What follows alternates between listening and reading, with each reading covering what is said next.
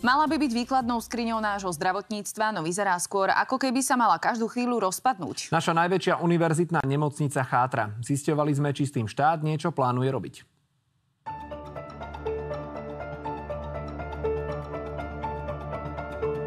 Pozeráte sa na zábery z roku 2023.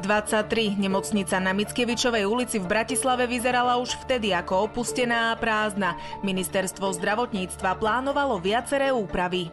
Nemocnicu Staré mesto na Mickiewiczowej ulici čaká napríklad úprava priestorov radiologickej kliniky, úprava inžinierských sietí, ale aj napríklad stropov. Lekárom a zdravotníkom z najviac chátrajúcich oddelení sľubovali, že ich presťahujú do novej národnej nemocnice na Rásochy.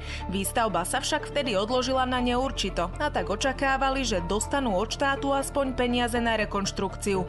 Prešli takmer 2 roky. Porovnajte si sami, čo sa zmenilo.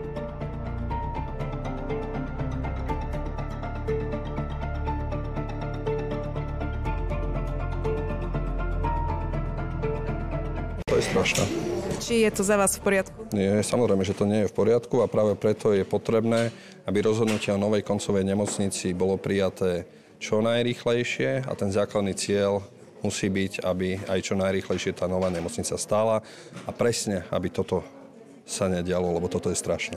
Dobre, to znamená, že personál a takisto pacienti z Mickiewiczowej sa potom budú sťahovať do novej nemocnice? Keď príjmeme rozhodnutie, budem vás o celom systéme zdravotníctva v Bratislave informovať. A tam sú nejaké naplánované rekonštrukcie?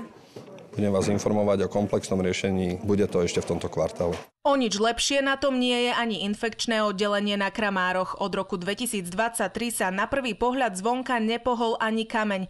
Už vtedy malo ministerstvo na stole žiadosť o rekonštrukciu. Univerzitná nemocnica bola vybraná ako priamy prijímateľ mechanizmu na podporu odolnosti a obnovy. V rámci tejto výzvy sa uchádzame o financie na obnovu budovy infekčného pavilónu. Rezort zdravotníctva eviduje žiadosť o rekonštrukciu infektológie na Kramároch. Zatiaľ ale neboli kapitálové prostriedky vyčlenené. Ministra zdravotníctva sme prizvali, aby sa spolu s nami išiel pozrieť, ako spomínané časti nemocnice vyzerajú zvnútra. Z tlačového oddelenia nám odpísali, že sa takéhoto natáčania rád zúčastní. Šantal Staruchová, televízia Markíza.